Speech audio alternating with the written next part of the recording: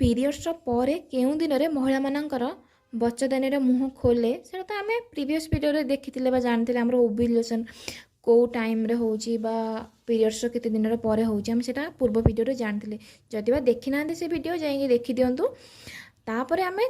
कौ दिन आम जानते कि तार लक्षण तार सिम्पटम्स आम जानी नथिले सेटा तो आज आम से विषय रे डिस्कसन करबा चलतु डेरी न करी आम जानिबा जे बच्चादानी मुँह खोलीची बा ता लक्षणटा कौन कौन। फास्ट लक्षण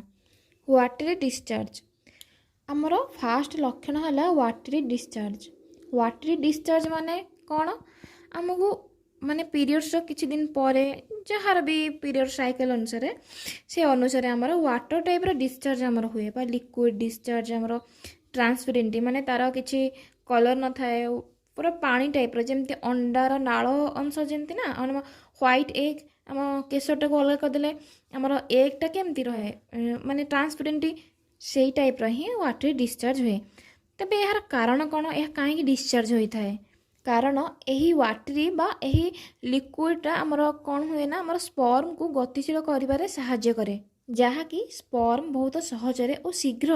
यूट्रस को जाई पहुँचे और एग को फर्टिलाइज करे। यह एक नेचुरल प्रोसेस यह आमर गर्भधारण करने को सहाय्य करे। सेकेंड लक्षण आमर कौन ना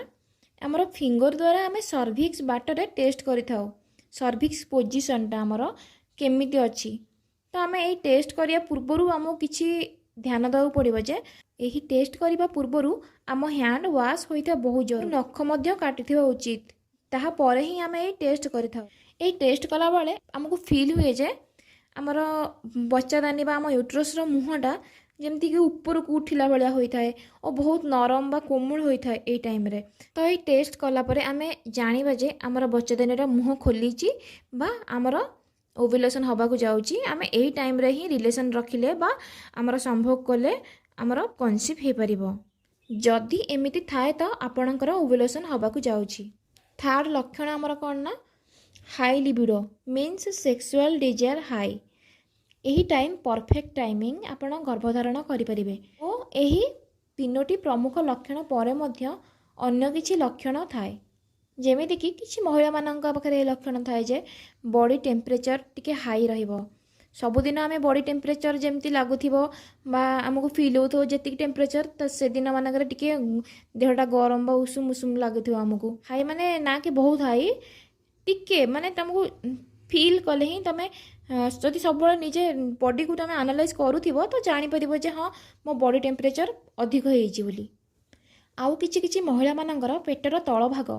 कौन हुए ना क्राम्पिंग हुए एते जोर भी हुए नी जमती कि पीरियड्स वाला टाइम रे तो टिके टिके बहुत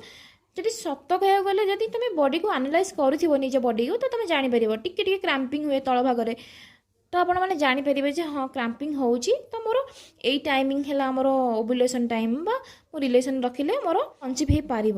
आउ गोटे लक्षण है ब्रेस्ट रे टेंडरनेस यही सब जो लक्षण कहली मु समस्त पाखे लक्षण देखा जाए आमर समस्त बॉडी कौन डिफरेंट डिफरेंट तो कहीं क्या सहित मैच करूना जे हाँ यहीटा मोर होउची तो यहाँ तार भी होउथिबो एटा नहीं आर यहाँ गोटे जिनस है आउ जनकर आउ गोटे जिनस होउथिबो सेमती कहि हबनी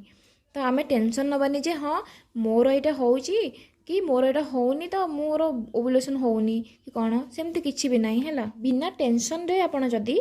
संभव करेंगे तो प्रेगनेंसी शीघ्र कनसीव होता है बहुत शीघ्र मध्य हम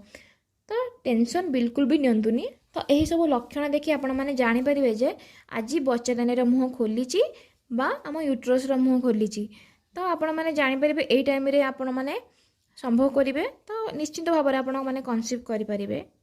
तो यही प्रकार जदि प्रेगनेंसी रिलेटेड वीडियो आपण मैंने देखा चाहूँगी मो चैनल रे लाइक शेयर सब्सक्राइब निश्चित भाव में करंतु। Thanks for watching.